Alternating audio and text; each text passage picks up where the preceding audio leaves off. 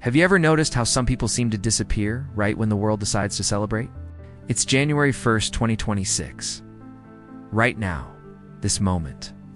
While most people are nursing hangovers or posting New Year, New Me declarations on social media, there's someone you know who spent last night exactly as they spend most night, quietly, deliberately, alone. It's not because they were sick, not because they had to work, but because something about celebration itself feels wrong to them. There's something strange about this, isn't there? We live in a culture that treats celebration like oxygen essential, life-giving, proof that you're truly alive. But what about the people who feel like they're drowning in it?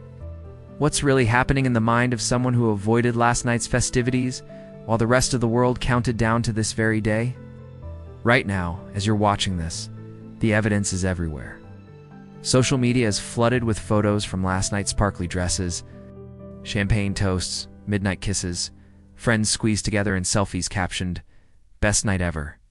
But somewhere in your life, there's someone whose feed is conspicuously quiet, someone who didn't post a single photo. Someone who, if you texted them at 12:01 a.m., either didn't respond or replied with something like just having a quiet one. And here's the thing, these aren't lies, they're just incomplete truths. They're surface explanations for something that runs much deeper beneath the skin. Because the psychology behind celebration avoidance isn't about having fun.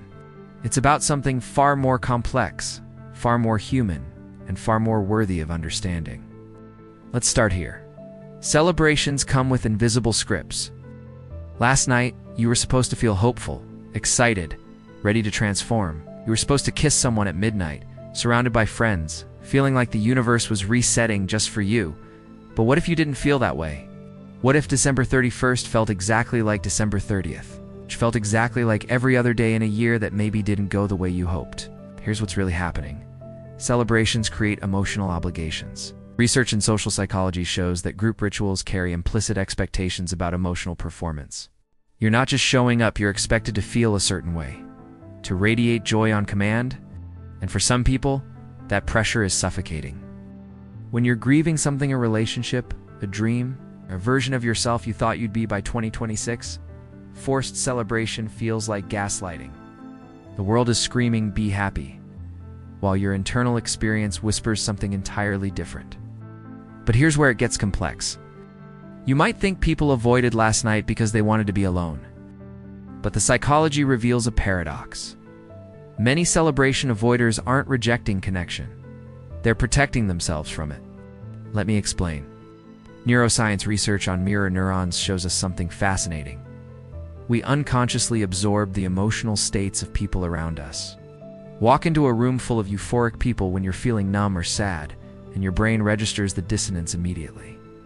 It's not just uncomfortably, it's cognitively exhausting. Your brain is trying to match an external frequency it can't reach, like a radio stuck between stations, just static and strain. So, avoiding last night's celebrations became an act of emotional self-preservation. It's not, "I don't want to be around people." It's, "I can't handle the emotional performance this requires." And this is where it gets interesting.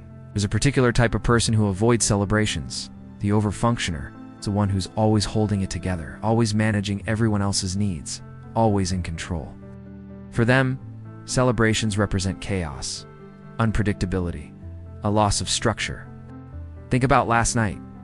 You don't know exactly when the countdown will start, who'll get too drunk, what conversation might turn awkward, what emotion might surface when the clock strikes midnight.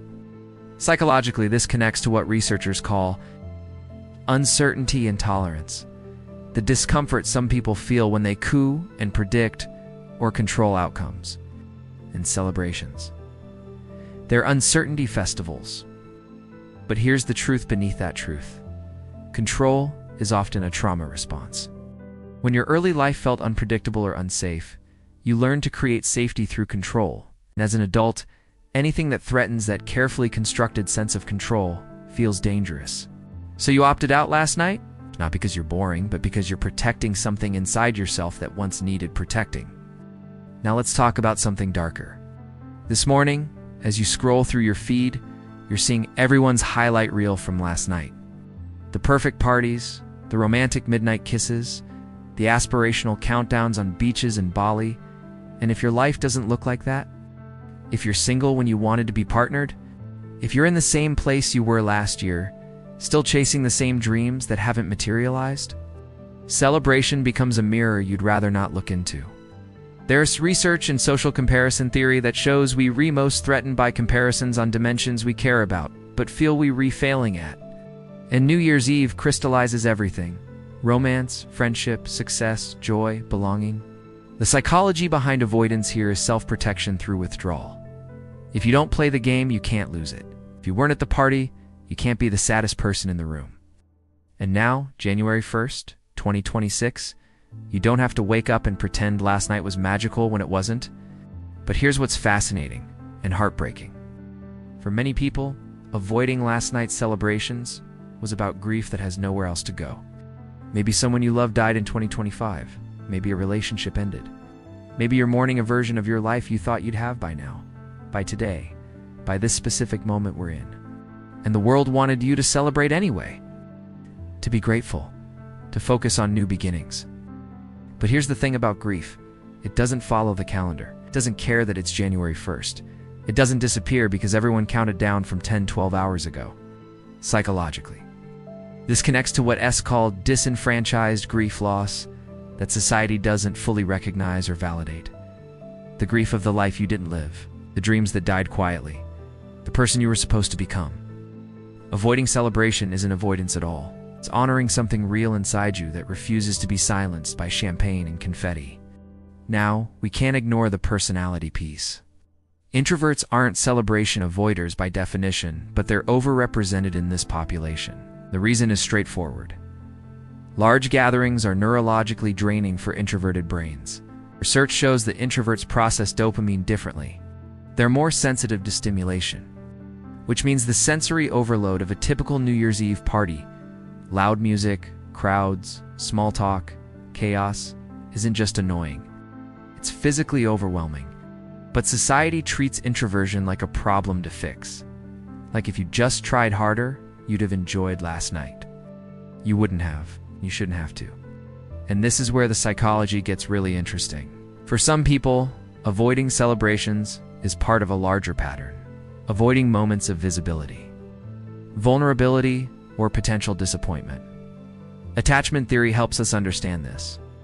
If your early relationships taught you that expressing needs or desires leads to disappointment or rejection, you learn to expect less, to want less.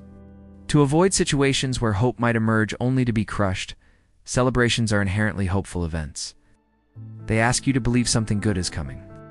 And if you've been conditioned to protect yourself from hope, you stay home on December 31st. You wake up on January 1st unchanged. But let's reframe this completely. Maybe avoiding last night wasn't avoidance at all. Maybe it was a quiet rebellion against a culture that demands constant performance, perpetual optimism, and emotional availability on schedule. Maybe it was a radical act of self-honesty. You didn't pretend to feel something you don't feel. You didn't force yourself into an experience that doesn't serve you. You didn't perform joy for an audience.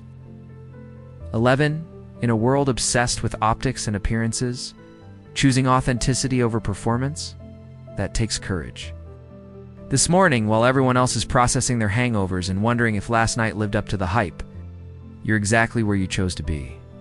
But Dan, this is important. There's a shadow side to this pattern. If you avoid celebrations year after year, you can start to believe a story about yourself. I'm the person who doesn't celebrate. I'm different. I'm above this. I don't need what other people need. And that story can become a prison, because the truth is, humans are wired for ritual, for marking time, for shared joy. Not because society says so, but because these experiences create meaning and memory. When you consistently opt out, you're not just missing parties, you're missing chances to feel part of something larger than yourself. To create memories that anchor you in time. To practice the vulnerability of celebration, even when you don't feel like celebrating. So yes, you made it through last night on your own terms. But what about next year? And the year after that? So what do you do if you're someone who avoided last night? First, understand that your reasons are valid. You're not broken. You're not doing life wrong. But ask yourself, did I avoid this because it genuinely doesn't serve me? Or because I'm protecting myself from something: disappointment, vulnerability, comparison, grief that might actually need to be felt. Here's a radical idea. What if you celebrated in your own way?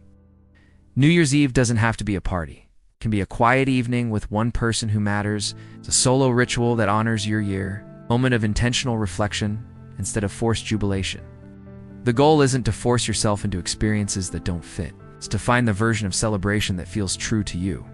And it's January 1st now. You have 364 more days to figure out what that might look like for next year. Have you ever noticed how the people who avoid celebrations are often the ones who feel things most deeply? They're not numb to joy, they're just protective of it. They know that real celebration can't be manufactured or scheduled.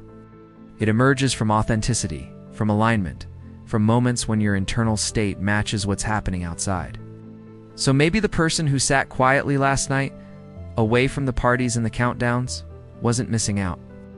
Maybe they were waiting for a celebration that feels true, for joy that doesn't require performance, for a moment when hope feels safe enough to hold. And maybe, just maybe, that's not avoidance at all. That's wisdom. It's January 1st, 2026. A new year has begun, whether you celebrated it or not. And perhaps the most revolutionary thing you can do is honor exactly how you feel about that, without apology, without performance, without pretending. You don't have to.